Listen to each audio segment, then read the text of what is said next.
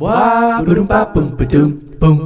Will's Music World. Hello everyone, Mr. Will here for Mr. Will's Music World.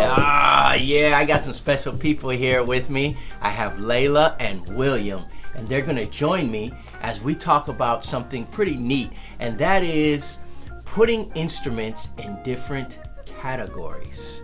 Now there's an actual word for this, and there are people that study the science of this in colleges and universities and just in music in general and all over different parts of the world. And here it is. Here's a word for you. All right, are you guys ready for this term? Yep. You may have heard it before. It's called organology. Nope, never heard of it. You actually heard of this word? You've never heard of this word. I've never heard of this word. She's shaking her head like she has. I've never heard of it. But maybe you have. Maybe you have. I don't know. We are in Mr. Will's music studio, and Layla and William are in here pretty often, and they see Mr. Will reading all different kinds of books, and they may have come across the term organology. Anyhow, organology. What do you think it is, based on what I just said? I think it's the study of organizing instruments. Putting instruments into different categories? Yes, absolutely. Great. Not the study of your organs. Not the study of organizing your homework. But the study of putting instruments in different categories. Also the science of instruments. How they sound, how they're constructed. So it goes a little bit deeper than just making different categories. But there are a few major categories to instruments depending on the system that we're using. Now, different people around the world use different systems. Maybe perhaps in a country in West Africa, they may use a different system as a region within China or a state within North Carolina. Various folk kind of styles of music like old time or blues or jazz or bluegrass or Afro-Cuban music may use different kinds of classification or categories of music. Here in the United States and in different types of settings, we may hear terms like, what was I going to say? I don't know. I don't know what I was going to say either. Terms like music? No, actually one of the most famous or popular ways of classifying instruments is the Hornbostel and Sachs classification. We're gonna let Professor Will tell us a little bit more about that. Let's let Mr. Professor Will tell us a little bit about that system. Hey friends, yes, there's many ways to categorize or organize instruments, and many different people have many different ways to organize them. A famous one is the Hornbostel and Sachs system, developed by two European musicologists way back in 1914. Even though even they believed it was nearly an impossible feat to develop a system to categorize all of the instruments. Still, they developed a system that will become so popular that museums and large groups of instruments or inventories like colleges and universities and other places that have large groups of instruments still to this day use the H-S system or Hornbostel and Sachs or Sachs and Hornbostel system. Now, these two European musicologists or people that study the science of music, music theory, went by the name Kurt Sachs, a German musicologist who was born in 1881 and lived through 1959. He was known for his extensive study and his research in music history and instrument history.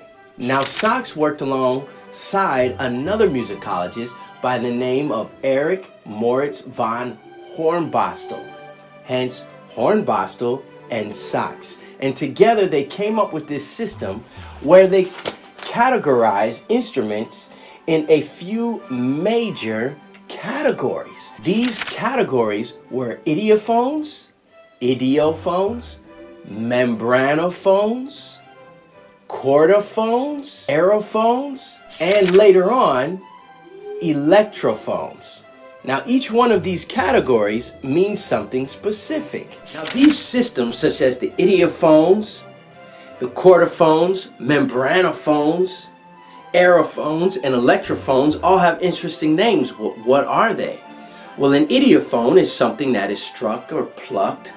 A chordophone is something that has a stringed instrument or something that's plucked from one end to another, such as a harp. Or you have an aerophone, which is like a flute, which an instrument that's blown into. Then you have electrophones, which were added later, which are electronic instruments. Now, this system is still limited, which means it has limitations. There's only so much it can categorize. So even though it works, sometimes it helps to use another system with it. Either way, it's one of the most popular ways that museums and colleges and collectors use to classify or categorize instruments. Now, you can use an orchestral way like strings, percussion, wind instruments, or you can use such a system like the Hornbostel and Sachs system.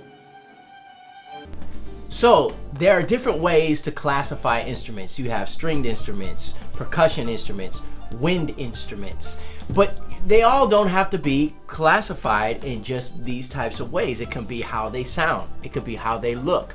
It could be using mommy daddy terms like the mother drum, the son drum.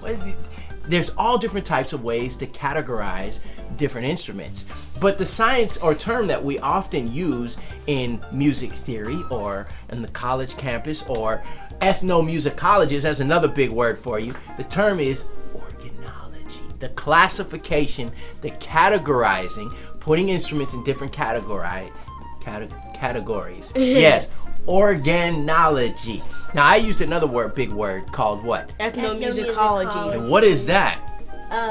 It's about music. I think ethno Definitely means, is about music, musicology. I think ethno means people and Okay, people groups. musicology means music. So I'm assuming it's like the history of like people and music.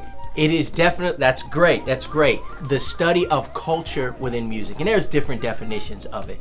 But ethnomusicologists, people that study anthropology or people and culture in music. Hold on. Let me interrupt you, Mr. Will. Or me. Anyhow, culture. What is culture? I use that word, but have you ever thought about what culture is? Have you learned about culture in school? Or perhaps your mother or father or grandparent or someone has talked to you about culture. What is it? Culture are basically the traditions that we hold, the things we do, the way we see the world, the things we do on a daily basis, the way we hold a spoon, the way we drive our cars, the way we say hello and respond to each other, the way that we eat dinner or supper or whatever we call it, even what we call it.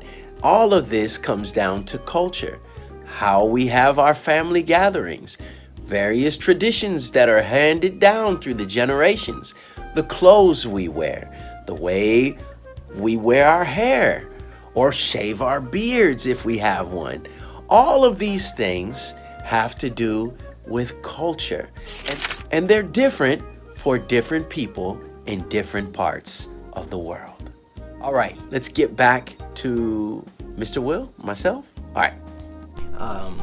Music theorists or musicologists, anthropologists use organology to talk about and study the science of music instruments and the category and classification, all these big words today, of music instruments. So I think this was pretty fun talking about organology and different kinds of instruments. So anyhow, we'll talk a little bit more about this in another episode, but I thought it'd be fun to introduce some of these terms since we talk about different kinds of music, different kinds of instruments. Anyhow, I keep saying anyhow. You want to say bye to everyone? Bye! We'll see you all next time on Mr. Will's Music World. on Mr.